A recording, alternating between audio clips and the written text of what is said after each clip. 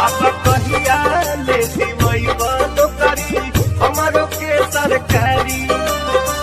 Form Bharat Bharat भोला, form Bharat Bharat भोला, आ जाई तन पे बुढ़ारी। बाबा कहिया ले दिवैबा नौकरी हमरो के सरकारी। बाबा कहिया ले दिवैबा नौकरी हमरो के सरकारी।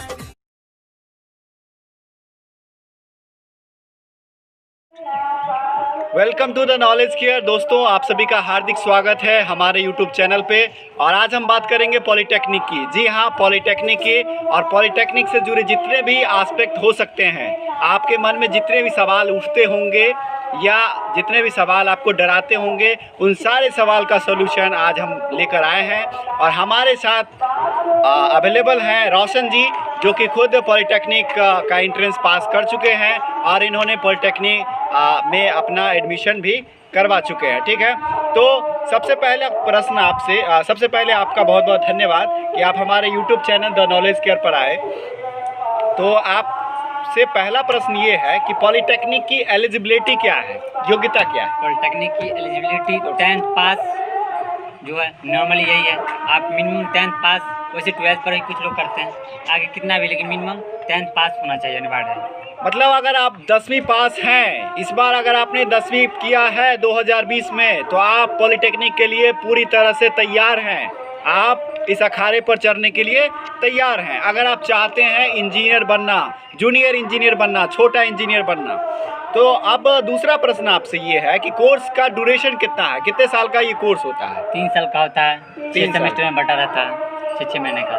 तो इंटरमीडिएट करें या पॉलिटेक्निक करें, इस दोनों में क्या अंतर है? यानी मतलब आप 10th पर भी कर सकते हैं, 12th पर ही कर सकते हैं। बशर्ते ये है कि आप 10th पर करते हैं तो 3 साल का डिप्लोमा बनेगा, वही 12th पर करते हैं तो 2 साल का बनेगा, तो दोनों ही ठीक है। यानी कि अगर 12th के बाद आपका मिजाज फिर जाता है कि हमें पॉलिटेक्निक करना है, तो आप सोचिए 2 साल 12th और 2 साल आपका पॉलिटेक्निक, वो आपका लेटरल एंट्री होगा, तो 4 साल हो गया। अगर आप 10th से ही आपका एम बन चुका है कि हमें पॉलिटेक्निक करना है, तो आपका क्या साल होगा? 3 साल होगा, तो 1 साल की बचत हुई ना। तो चलिए, समय का बहुत महत्व है। तीसरी चीज़ कि लेटरल एंट्री क्या है, कौन कर सकता है लेटरल एंट्री? लेटरल एंट्री या तो आप मैथ से IC यानी इंटर किए हुए हो तो ठीक है, वैसे कर सकते हैं, या फिर आप ITI किए हुए हैं तो वहाँ से भी आप लेटरल एंट्री ले सकते हैं। तो लेटरल एंट्री के लिए आपको 2 साल का कोर्स होगा। ठीक है, हम ये जानना चाहेंगे कि पॉलिटेक्निक के लिए रियल टाइम क्या है। बच्चे जो हैं, बहुत सारे लोग ग्रेजुएशन के बाद सोच पाते हैं, बहुत सारे MSc के बाद सोच पाते हैं, क्योंकि इसमें जो मैक्सिमम एज की सीमा है वो कुछ है ही नहीं, मैक्सिमम एज की सीमा कोई नहीं है। तो आप बुढ़ापे में सोच लिए कि आपको पॉलिटेक्निक करना है, तो कोई क्या वो उचित समय है? नहीं, बिल्कुल उचित समय नहीं है। आप 10th किए, वहाँ से आप पॉलिटेक्निक का फॉर्म डालिए, वहाँ से अगर हो जाता है तो बहुत अच्छी बात है।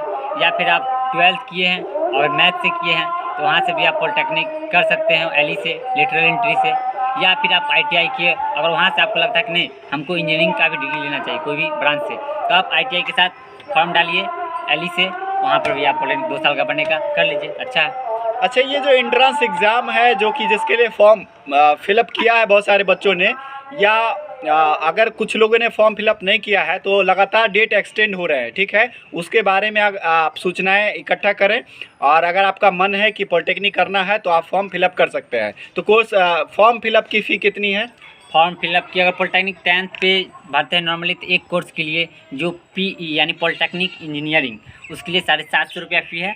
और 10th पे एक और ग्रुप आता है PMD, पैरामेडिकल डेंटल, तो 100 रुपया आप एक्स्ट्रा लगाइएगा, तो दोनों कोर्स का फॉर्म अप्लाई कर सकते हैं। जितने कोर्स आप बढ़ाएंगे उतना आपका 100% बढ़ जाएगा। ठीक है, क्लियर है?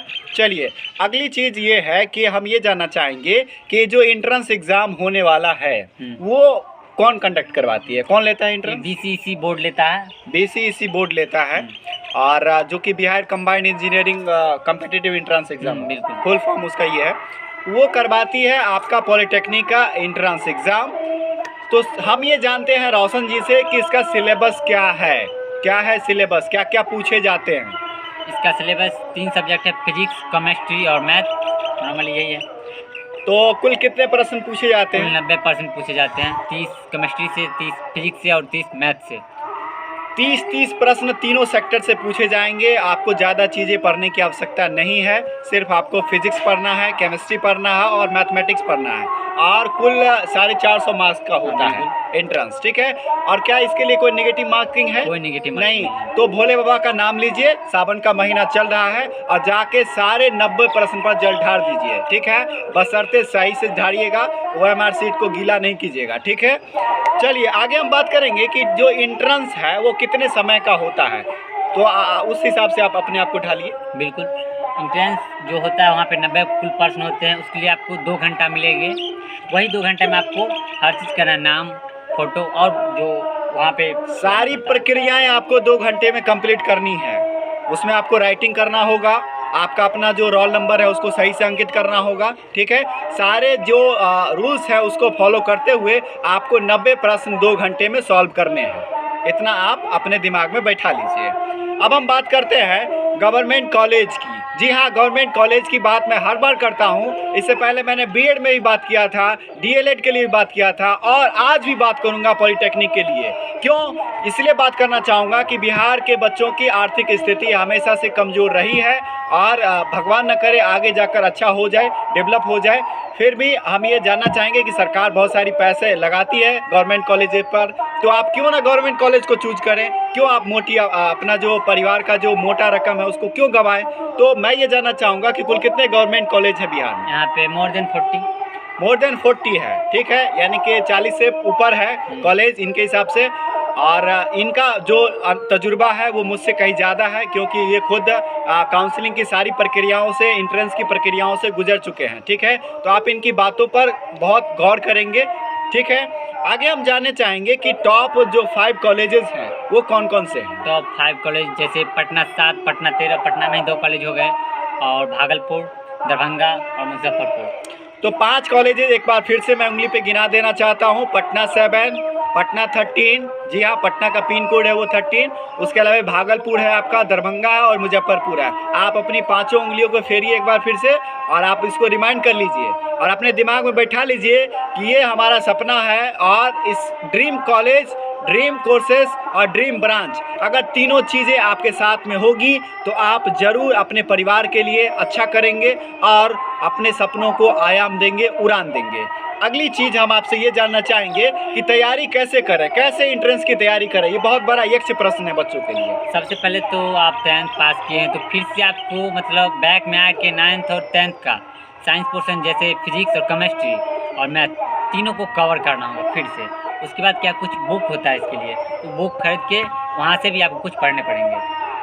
आप कुछ अपने हिसाब से जो आप बुक प्रेफर किए थे, क्या वो बुक बच्चे को सजेस्ट कर सकते हैं? हाँ बिल्कुल, जैसे उपकार का हुआ, उपहार का हुआ, अरिहंत का हुआ, और बहुत सारा है। आप पर्सनली किस बुक को प्रेफर किए थे? हमारे दर्शक ये जानना चाहते हैं। हम उपहार का किए थे।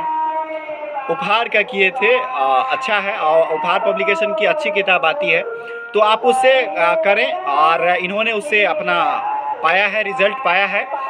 अगली चीज़ हम ये जानना चाहेंगे कि दरअसल दिक्कत ये है कि अभी लॉकडाउन चल रहा है, तो कोचिंग्स वगैरह है, खुले हुए नहीं हैं, तो आपके लिए ऑनलाइन क्लासेस की फैसिलिटी है, और मैं भी आपको ऑनलाइन फैसिलिटी प्रोवाइड कराऊंगा, ठीक है। ये हमारा वादा है, और हमारा जो सपना है कि आपको पॉलिटेक्निक कॉलेज में सिलेक्शन करवाने का, उसको हम पूरा करेंगे। लेकिन हम इस कड़ी में आगे जानना चाहेंगे कि मॉक टेस्ट के फ़ायदे क्या हैं, कब लगाने चाहिए mock test? Mock test normally आप सिलेबस कवर हो जाए, मतलब 80% अगर सिलेबस कवर हो जाता है आपको, तो वहाँ से मॉक टेस्ट लगा सकते हैं, और यही है। और नॉर्मली मॉक टेस्ट क्या होता है, जो सब्जेक्ट बाई सब्जेक्ट भी लगा सकते हैं, 30-30 का। पर्सनली जैसे आपका मैथ का कवर कुछ हो गया है तो मैथ का ही सिर्फ लगाइए टेस्ट, सीरीज केमिस्ट्री का हो गया है तो केमिस्ट्री का ही लगाइए, यही है। तो मॉक टेस्ट के लिए उचित समय तो भैया एग्ज़ाम से पहले ही लगाना चाहिए, लेकिन दरअसल सिचुएशन आपका ठीक नहीं है, और अगर आपकी बेसिक्स अच्छे हैं और आप प्रश्न के गहराइयों तक पहुंचना चाहते हैं, तो पहले आप प्रीवियस ईयर प्रश्न को उठाएं और उसको देखें कि उनमें से प्रश्न के लेवल कैसे हैं, स्तर कैसे हैं। हालांकि ये दी जाती है तवज्जो कि आप 9th और 10th दोनों को अगर निचोड़ देते हैं नींबू की तरह तो आपका कल्याण हो सकता है। लेकिन भैया मैं ये बताना चाहूँगा कि मैथ के बारे में आप थोड़ी सी जानकारी दें कि मैथ किस तरह के प्रश्न पूछे जाते हैं। मैथ का 9th और 10th का नॉर्मली जो सिलेबस मैथ में बनाया गया है वहाँ से क्वेश्चन होता है। कुछ कॉमर्शियल मैथ देखिए कि 9th 10th आप पढ़े हैं, 10th तक पढ़े तो लॉगरिथम का कहीं चर्चा ही नहीं है, तो लॉगरिथम से भी क्वेश्चन आता है। कुछ कॉमर्शियल मैथ है वहाँ पर भी 9th 10th में आप कॉमर्शियल मैथ पढ़ नहीं पाते हैं, तो वहाँ पर है कि कॉमर्शियल मैथ भी क्वेश्चन पूछा जाता है। मैं एक चीज़ आपसे ये जानना चाहूँगा कि कुछ बच्चे जो है सिर्फ 9th और 10th का मतलब सिर्फ उसके फार्मूला बेस्ड प्रश्नों को ही समझ बैठते हैं। क्या वो प्रश्न जो है एक स्टेप आगे बढ़कर होता है कि सिर्फ फार्मूला फोकस ही होता है? नहीं, एक मतलब हर एक कदम आगे ही क्वेश्चन रहता है। जहाँ तक बात है, आप एंट्रेंस एग्जाम इंजीनियरिंग बनने जा रहे हैं तो आपको एक कदम आगे ही सोचना पड़ेगा, तो क्वेश्चन एक कदम हर हमेशा आगे ही रहता है। अगर 9th 10th का आप सिलेबस कवर कर लिया और चाहिए कि नहीं हमारा पॉलिटेक्निक का एंट्रेंस निकल जाए, तो ऐसा नहीं है, आपको कुछ आगे सोचना पड़ेगा। तो ऐसा बिल्कुल नहीं है कि आप जो बेसिक्स जानते हैं उसी बेसिक्स से आपका काम चल जाएगा, आपको थोड़े से उसमें एडवांस्ड बनने पड़ेंगे। यही कहना है आपका? बिल्कुल, धन्यवाद। आगे हम ये जानना चाहेंगे कि ब्रांच और कॉलेजेस, जैसे कि ब्रांच कौन सा ब्रांच चुने। सिर्फ पॉलिटेक्निक का मतलब छोटा इंजीनियर बन जाना ही नहीं है, इसके लिए ब्रांच बहुत ही महत्वपूर्ण है। वो क्यों महत्वपूर्ण है वो आप हमें बताएं। ब्रांच देखिए, सबसे पहले कि जो यहाँ पे मतलब हम लोग इंजीनियरिंग करते हैं, चाहे जो भी नए बच्चे करते हैं तो उनको मालूम नहीं रहता है। सबसे पहले इंजीनियरिंग मतलब एडमिशन ले लिया पॉलिटेक्निक में और जो ब्रांच मिला वो कर लिया, लेकिन ऐसा नहीं है। अभी क्या है, जो सिविल और इलेक्ट्रिकल से करते हैं तो डायरेक्ट मतलब प्राइवेट हो या गवर्नमेंट में उनको ज़्यादा तवज्जो मिलता है, मतलब ज़्यादा सीट है उनके लिए। मैकेनिकल है थोड़ा पहले अच्छा था लेकिन इसका स्कोप अभी घटा है, तो ये थोड़ा फंसने वाला बात हो जाता है। तो सिविल और इलेक्ट्रिकल तो अच्छा है, और प्राइवेट में भी जाइएगा तो वहाँ पे अच्छा पैसा भी मिलता है सिविल इलेक्ट्रिकल का शुरू में, लेकिन वही मैकेनिकल का जाइएगा तो थोड़ा कम। इसकी वजह मैं ये बताना चाहूँगा कि मैकेनिकल वालों को इसलिए पैसा नहीं मिलता है कि जो लोग नॉन पॉलिटेक्निक हैं लेकिन उनके पास स्किल्ड हैं, और वो मैकेनिकल का मतलब क्या है, मशीन्स को खोलना, उनके पार्ट पुर्जों से खेलना, ठीक है। तो वो क्या कर लेते हैं, जो लोग कोर्सेज नहीं किए हुए रहते हैं वो भी प्राइवेट कंपनी में जाकर उस काम को कर देते हैं, और वो काम उन्हें कम पैसे में फैक्ट्री वाले उसका फ़ायदा उठा लेते हैं। इसी वजह से मैकेनिकल का थोड़ा सा स्कोप में प्रॉब्लम आती है। जबकि अगर आपको सरकारी जॉब चाहिए तो आपको सिविल और इलेक्ट्रिकल के लिए दरवाजे हमेशा से खुले हुए हैं और आगे भी खुले रहेंगे। तो ये आपका अपना मोटिव होना चाहिए कि आप किस ब्रांच से, आपकी दिलचस्पी किस में है। पहली चीज़ तो ये होनी चाहिए कि आपकी दिलचस्पी किस ब्रांच से है और उसी ब्रांच को आप चूज करें, ठीक है। आगे हम ये जानना चाहेंगे कि ये आखिरकार हमने इतनी बात कर ली, पॉलिटेक्निक ज़रूरी क्यों है। बहुत सारे प्रश्न तो ये उठते हैं कि बाबू तुम पॉलिटेक्निक करना चाहते हो तो क्यों करना चाहते हो। देखिए, आप 10th पास किए, वहाँ पे कितना लोग का सोच रहता है कि हम मतलब कम उम्र में कुछ अच्छा कर जाए, तो कम उम्र में कुछ अच्छा कर जाने का मतलब आप 12th कीजिएगा, वहाँ से फिर ग्रेजुएशन कीजिएगा तो वहाँ से कुछ नहीं कर पाइएगा, टेक्निकल नहीं रहेगा, जनरल कंपटीशन लड़ना पड़ेगा आपको। लेकिन आप 10th किए, वहाँ से पॉलिटेक्निक का फॉर्म लिए, एंट्रेंस लिया, एडमिशन लिए, वहाँ से टेक्निकल डिग्री हो जाता है तो आप तुरंत कुछ कर सकते हैं। यानी उसके बाद आप जेई का तैयारी करते हैं, SSC जेई, रेलवे जेई, बहुत सारा है, वहाँ से सरकारी जॉब कर सकते हैं, या फिर वहाँ से चाहते हैं 3 साल के डिप्लोमा करने के बाद हम प्राइवेट जॉब करें तो वहाँ भी अच्छा पैसा मिलता है। कहने का मतलब आपने मैट्रिक किया और उसके जस्ट बाद आपने पॉलिटेक्निक कर लिया, ठीक है। आपके हाथ में एक स्किल आ गई, एक पावर आ गया, उसके बाद आप जल्दी से अर्निंग कर सकते हैं और अपने परिवार के सिचुएशन को बना सकते हैं। तो अगर आप जल्दी से कहीं पे भी सिलेक्शन पाना चाहते हैं, अपने आप को, अपने पाँव को मजबूत करना चाहते हैं, तो उसके लिए ये कोर्स आपको ज़रूरी है। यही है? बिल्कुल सही बात। अगली चीज़ हम ये जानना चाहेंगे कि गवर्नमेंट पॉलिटेक्निक और प्राइवेट पॉलिटेक्निक में थोड़ी सी आप डिफरेंसेस बता दें। सबसे बड़ा चीज़ है जो फ़ी का डिफरेंसेस होता है। यहाँ बिहार में क्या होता है, जो आर्थिक रूप से ज़्यादातर लोग कमज़ोर होते हैं, तो यहाँ पे गवर्नमेंट कॉलेज से कीजिएगा तो वहाँ पे आपको बहुत ही मतलब 50% से भी कम पैसा लगेगा प्राइवेट कॉलेज की तुलना में। जैसे कि गवर्नमेंट कॉलेज में यहाँ 10,000 के अंदर एक सेमेस्टर निकलता है, वहीं प्राइवेट में आप देखिए 50,000, 60,000, 30,000 से तो कम में कोई सेमेस्टर नहीं निकलता। तो सबसे पहली चीज़ मोटिव फीस का डिफरेंसेस है। दूसरी चीज़ कि आप वहाँ भी क्या गारंटी है कि आप स्किल्ड हो ही जाए, चूँकि इसमें फैक्ट्रियों का बहुत बड़ा, पॉलीटेक्निक की फैक्ट्रियाँ बहुत सारे लोगों ने लगा रखी है, तो आप उस जाल में फंस जाएंगे और आगे भी क्या पता, गारंटी नहीं है कि आप स्किल्ड हो ही जाएंगे। तो ये अंतर है। तो आप government BEd college government colleges से आप कर सकते हैं पॉलीटेक्निक। इससे आपकी पहली चीज़, आपका आर्थिक स्थिति संतुलन रहेगा, हमेशा कोई टेंशन नहीं रहेगी। दूसरी चीज़, होम डिस्ट्रिक्ट से आप कर सकते हैं, वो फैसिलिटी आपके पास है, अपने परिवार की देखभाल करते हुए आप पढ़ाई जारी रख सकते हैं। ठीक है, इतनी सारी फैसिलिटियाँ। दूसरी बात है कि लोन भी प्रोवाइड कराते हैं। आपके पास उतना पैसा नहीं है तो आप लोन भी ले सकते हैं और आसानी से मिल जाता है। ये नहीं कि आपको इधर उधर बहुत प्रॉब्लम होगा। आप आराम से फी स्ट्रक्चर कॉलेज से बनवाइए, वहाँ से लोन प्रोवाइड हो जाएगा। 1 लाख 1.5 लाख का लोन प्रोवाइड होता है और घर से लगभग 1 रुपया भी नहीं लगेगा। तो बहुत बड़ी बात इन्होंने कही कि आपको लोन भी मिल जाएगा और लोन के लिए ज़्यादा प्रेशराइज होने की ज़रूरत नहीं है, बहुत आसानी से मिल जाएगी और आप लोन के माध्यम से भी अपने सपनों को उड़ान दे सकते हैं। अगली चीज़ हम ये जानना चाहेंगे कि प्लेसमेंट सिचुएशन क्या है in our state in Bihar. देखिए, प्लेसमेंट सिचुएशन की बात किया जाए तो पहली बात की जो बिहार में पूरा प्लेसमेंट हर कॉलेज में मिलती नहीं है। दूसरी बात, लगभग मान लीजिए टॉप 10 कॉलेज हाईएस्ट, वहीं भी प्लेसमेंट मिलती है। वो भी क्या है, जो 2 साल 3 साल पर आती है, कभी कभी लगातार भी आ जाती है, लेकिन प्लेसमेंट का नॉर्मली कम ही चांस रहता है। अगर प्लेसमेंट लेना है तो टॉप 5 कॉलेज में आना ही पड़ेगा। अब हम बात करेंगे कि क्या एवरेज बच्चे पॉलीटेक्निक कर सके, ज़रूरी है? एवरेज बच्चे की बात करेंगे तो आप एंट्रेंस एग्जाम देते हैं, तो वहाँ से जो भी एंट्रेंस एग्जाम निकालेंगे वो तो एवरेज बच्चे क्या, पॉलीटेक्निक का मतलब योग्यता रखते हुए करने का, तभी तो आप कोई भी एग्जाम कंडक्ट कर रहा है, आपको पास करवाया वहाँ से और आप एडमिशन लिए। चलिए, तो इन्होंने बताया कि अगर आप एवरेज स्टूडेंट हैं लेकिन आपका सपना है कि पॉलीटेक्निक करना है, अपना सपना है, पड़ोसी का सपना मत देखिएगा, क्योंकि भैया ये बहुत बड़ा जाल है और एजुकेशन के जाल में अगर आपने पहली चाल गलत चल दी तो फिर आपका सारा का सारा खेल बिगड़ सकता है।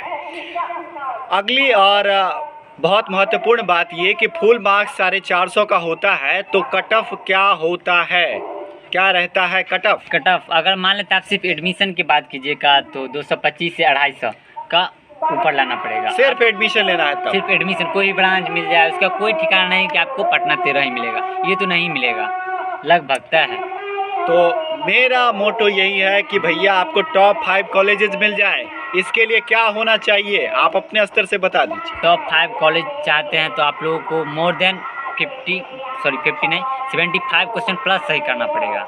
75 प्लस क्वेश्चन सही करने का मतलब है 375 से प्लस स्कोर होना चाहिए। ठीक है, और उसकी तैयारी के लिए हमारा द नॉलेज केयर है ना, आपको चिंता करने की ज़रूरत नहीं है, बस हमारे साथ आप जुड़ जाइए और हमारे चैनल के साथ लगे रहिए और हम आपके लिए वो फैसिलिटी प्रोवाइड कराएंगे और आपका जो सपना है वो पूरा करवाएंगे। छोटा इंजीनियर तो हम बना के ही रहेंगे।